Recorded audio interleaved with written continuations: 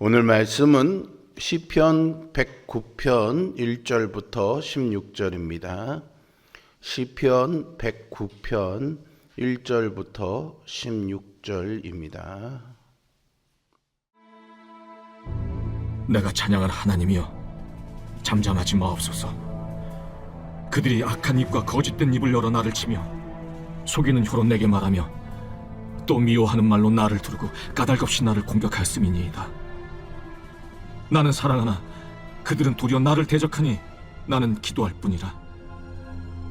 그들이 악으로 나의 선을 갚으며 미워함으로 나의 사랑을 갚았사오니 악인이 그를 다스리게 하시며 사탄이 그의 오른쪽에 서게 하소서. 그가 심판을 받을 때 죄인이 되어 나오게 하시며 그의 기도가 죄로 변하게 하시며 그의 연수를 짧게 하시며 그의 직분을 타인이 빼앗게 하시며 그의 자녀는 고아가 되고 그의 아내는 과부가 되며 그의 자녀들은 유리하며 구걸하고 그들의 황폐한 집을 떠나 빌어먹게 하소서. 고리대금하는 자가 그의 소유를 다 빼앗게 하시며 그가 수고한 것을 낯선 사람이 탈취하게 하시며 그에게 인애를 베풀 자가 없게 하시며 그의 고아에게 은혜를 베풀 자도 없게 하시며 그의 자손이 끊어지게 하시며 후대에 그들의 이름이 지워지게 하소서. 아멘. 사람이 살아가면서 가장 견디기 힘든 고난은 질병이나 가난보다 사람에게 받는 상처일 때가 많습니다.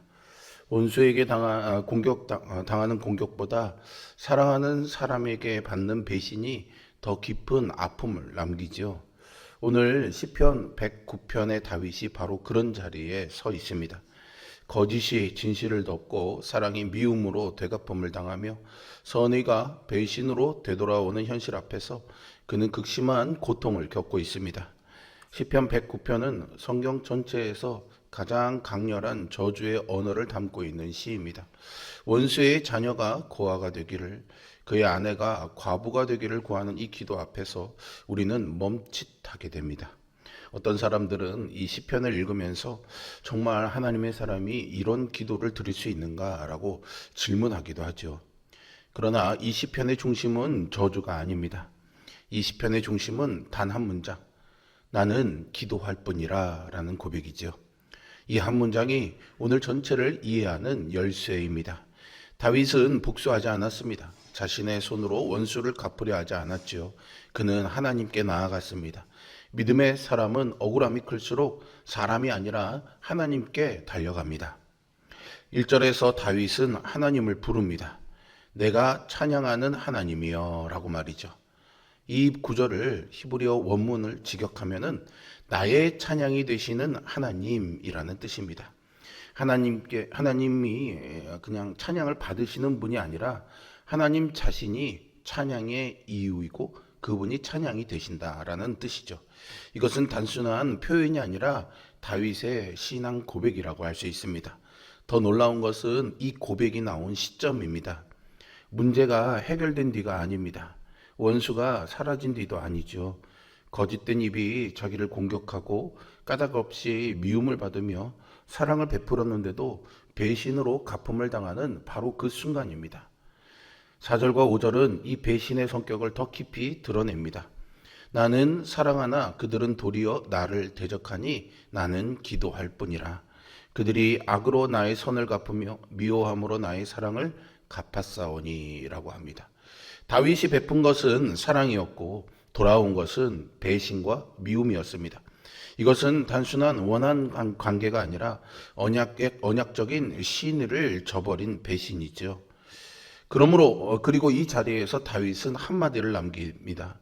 나는 기도할 뿐이다 라고 말이죠. 인간적으로 원망이 나와야 할 자리인데 다윗은 먼저 하나님을 찬양하고 환경보다 더 크신 하나님을 더 바라보며 기도하고 있는 겁니다. 그런데 나는 기도할 뿐이다 라는 이 부분에 히브리어 원어를 직역하면 이 구절에는요 동사가 없습니다. 즉 나, 기도 이렇게 두 단어만 있습니다. 이것은 다윗의 삶 전체가 기도가 되었다라는 뜻이죠. 그는 대적에게 맞서 싸우지 않습니다. 자기를 변호하지도 않죠. 그가 택한 유일한 무기는 기도였습니다. 성경에서 탄식은 믿음 없음의 표현이 아닙니다. 하나님께 탄식하는 사람은 아직 하나님을 포기하지 않은 사람입니다. 불평은 사람을 향하지만 탄식은 하나님을 향합니다.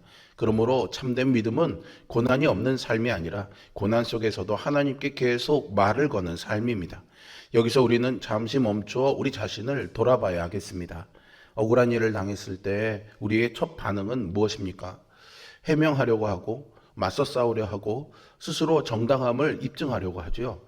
다윗도 물론 인간이었으니까 그런 마음이 없지 않았을 것입니다. 그러나 그는 모든 그런 충동들을 하나님 앞으로 가져갑니다. 1절의 마지막 부분에 잠잠하지 마옵소서라는 간구는요, 이 믿음의 절박함을 보여줍니다. 원수의 소리는 요란한데 하나님이 침묵하시는 것처럼 느껴질 때 다윗은 그 침묵 앞에서 등을 돌리지 않고 오히려 하나님께 더 크신 말을 걸고 있습니다. 이것이 신앙의 역설이죠. 하나님이 침묵하시는 것처럼 느껴지는 바로 그 자리가 우리가 가장 크게 기도해야 할 자리입니다. 6절부터 이어지는 저주의 기도는요, 오늘 본문에서 가장 이해하기 어려운 부분입니다. 다윗은 원수의 생명이 짧아지기를 기도하고 그의 가정이 무너지기를 구합니다. 언뜻 보면 신약적 사랑의 정신과 충돌하는 것처럼 보이죠. 원수를 용서하라는 주님의 말씀과 부딪히는 것처럼 보입니다. 그렇다면 이 본문에서 다윗이 실제로 이런 저주가 이루어지기를 원했다고 보아야 할까요? 여기서 우리는 저주시라는 문학적 장르의 신학적 기능을 좀 이해할 필요가 있습니다. 고대 근동에서는요, 언약 체결 시에 그 언약을 어길 자에게 임할 저주를 나열하는 전통이 있었습니다. 이러한 언약적 저주시의 형식이 시편의 탄원시 안에 반영되어 있었던 것이죠. 다윗은 자신을 배신한 자가 언약적 저주 아래에 있음을 하나님께 아뢰고 있는 것입니다. 그러나 더 중요한 점이 있는데요. 다윗은 이 저주를 자신의 손으로 이루려고 하지 않았습니다. 그는 원수를 직접 죽이지도 그 가족을 해하지도 않았습니다. 그는 다만 그 모든 정당한 분노와 억울함을 말로 쏟아내어 하나님께 맡겼습니다. 이것이 시편 저주기도의 핵심 기능입니다.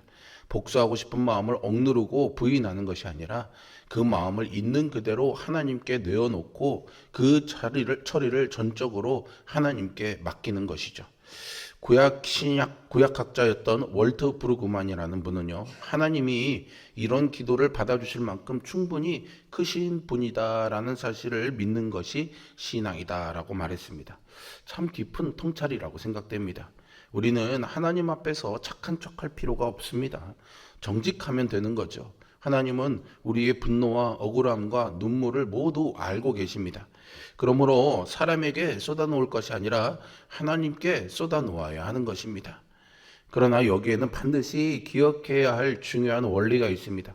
다윗은 하나님께 맡겼고 자기가 직접 복수하려 하지 않았습니다. 이것이 세상과 믿음의 차이입니다. 세상은 스스로 원수를 갚으려 하지만 성도는 하나님의 공의에 맡깁니다. 바울도 로마서 12장 19절에서 친히 원수를 갚지 말고 하나님의 진노하심에 맡기라고 권면하죠. 우리의 분노는 언제나 불완전하지만 하나님의 심판은 언제나 의롭고 완전하기 때문입니다.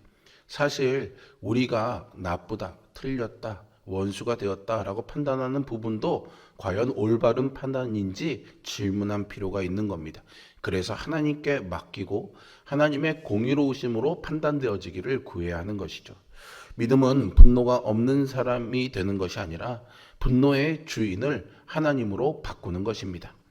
다윗의 기도는 바로 이런 원리를 앞서 실천한 것입니다. 우리에게 억울한 일이 있을 때 그 감정을 숨기고 신앙인답게 포장하려고 애쓸 필요가 없습니다. 다윗처럼 날 것 그대로 하나님 앞에 쏟아내십시오. 다만 그 처리는 우리의 손이 아니라 공의로우신 재판장의 손에 맡겨야 하는 것입니다. 16절에서 다윗은 원수를 향한 심판의 이유를 밝힙니다. 그가 인자를 베풀 일을 생각하지 아니하고 라고 하는데요. 여기서 인자는 계속해서 지금 말씀드리는 히브리어 헤세드입니다. 이 단어는 구약성경 전체에서 하나님의 성품을 표현하는 가장 중요한 단어 가운데 하나이죠. 언약에 근거한 신실하고 변함없는 사랑을 뜻합니다. 헤세드는 감정이 아니라 행동입니다. 기억하고 실천하고 끝까지 지속하는, 하나님께서 자기 백성을 끝까지 붙드시는 사랑을 가리키는 가장 중요한 단어이죠. 본문은 악인이 헷세드를 생각하지 아니하였다라고 말합니다. 여기서 생각하다라는 이 말은 기억하여 행동으로 옮긴다라는 의미이죠. 헷세드를 베풀 생각조차 하지 않는 것, 이것이 바로 죄의 뿌리입니다. 그리고 그 결과는 구체적이죠. 가난한 자, 궁핍한 자, 마음이 상한 자를 핍박하는 것입니다. 헷세드를 잊어버린 마음은 반드시 연약한 자를 짓밟는 대로 나아갑니다. 이 악인은 하나님의 사랑을 삶으로 실천하지 않습니다. 그 결과 가난한 자를 짓밟고 궁핍한 자를 외면하며 마음이 상한 사람을 핍박하게 되었습니다. 하나님의 헷세드를 잊어버린 사람은 결국 사람을 함부로 대하게 되는 것이죠. 반대로 하나님의 헷세드를 경험한 사람은 연약한 사람을 향해 손을 내밀게 됩니다. 왜냐하면 자신도 하나님의 헷세드로 살아난 사람이기 때문이죠. 이것이 복음입니다. 우리는 어떻게 헷세드를 기억하는 사람이 될 수 있을까요? 그 답은 우리 자신이 먼저 하나님의 헷세드를 받은 자라는 사실을 깨닫는 데 있습니다. 우리 역시 하나님을 대적하던 죄인이었습니다. 그러나 하나님께서 우리를 버리지 않으시고 예수 그리스도를 보내주셨죠. 십자가는 하나님의 공의와 헷세드가 함께 만나는 자리입니다. 죄는 반드시 심판받아야 했지만 그 심판을 예수님이 대신 담당하셨습니다. 그래서 우리는 용서를 받았습니다. 우리는 공로가 아니라 하나님의 헷세드로 구원받은 사람들입니다. 그러므로 복음을 경험한 성도는 하나님의 사랑을 받은 것으로 끝나지 않습니다. 받은 헷세드를 세상 가운데 흘려보내는 삶을 살아갑니다. 악을 악으로 갚지 않고 복수 대신 하나님의 공의를 신뢰하며 연약한 사람을 품는 삶을 살아가지요. 이것이 복음이 만들어내는 새로운 삶입니다. 그러므로 우리가 연약한 자에게 손을 내미는 것은 억지로 감당해야 될 의무가 아닙니다. 그것은 우리가 받은 은혜에 대한 자연스러운 반응이죠. 하나님의 헷세드를 깊이 맛본 사람은 마치 물이 아래로 흐르듯 자연스럽게 그 사랑을 흘려보내게 됩니다. 우리가 먼저 붙들어야 할 것은 행동의 목록이 아니라 우리를 향하신 하나님의 변함없는 사랑에 대한 깊은 확신입니다. 오늘 본문을 처음 대했을 때 우리를 불편하게 했던 그 저주의 언어는 이제 우리를 전혀 다른 자리로 인도합니다. 다윗은 억울함 속에서도 하나님을 찬양의 근거로 붙들었습니다. 그는 정당한 분노를 숨기지 않고 정직하게 하나님께 쏟아내었으나 그 처리는 전적으로 공의로우신 재판장에게 맡겼습니다. 그러나 무엇보다 중요한 사실은 이것입니다. 다윗이 구했던 심판의 자리에 그리스도께서 대신 서 주셨습니다. 우리가 마땅히 받아야 할 참소자의 고발을 그리스도께서 대언자로 막아주셨죠. 우리가 마땅히 받아야 할 저주를 그리스도께서 십자가에서 대신 담당하셨습니다. 그러므로 오늘 이 본문은 우리에게 복수의 방법을 가르치시는 본문이 아니라 우리를 위해 저주를 짊어지신 그리스도의 은혜를 가리키는 본문입니다. 오늘 말씀은 우리에게 세 가지를 가르쳐 줍니다. 첫째, 어떤 상황에서도 하나님을 우리의 찬양으로 삼아야 합니다. 둘째, 억울한 분노를 사람에게 쏟지 말고 하나님께로 가져가십시오. 복수는 하나님의 손에 맡겨야 합니다. 셋째로, 십자가에서 받은 하나님의 헷세드를 기억하며 연약한 사람들을 사랑하는 우리가 되어야 하겠습니다. 우리에게도 하나님의 침묵처럼 느껴지는 시간이 있고요. 사람에게 받은 상처 때문에 밤잠을 이루지 못하는 순간이 있습니다. 그러나 그때 믿음의 사람은 세상의 방법을 택하지 않습니다. 다윗처럼 하나님께 나아갑니다. 그리고 담백하게 고백하지요. 나는 기도할 뿐이라. 이 고백이 우리의 신앙을 지키고 우리의 가정을 지키며 우리 교회를 지키는 능력이 되기를 소망합니다.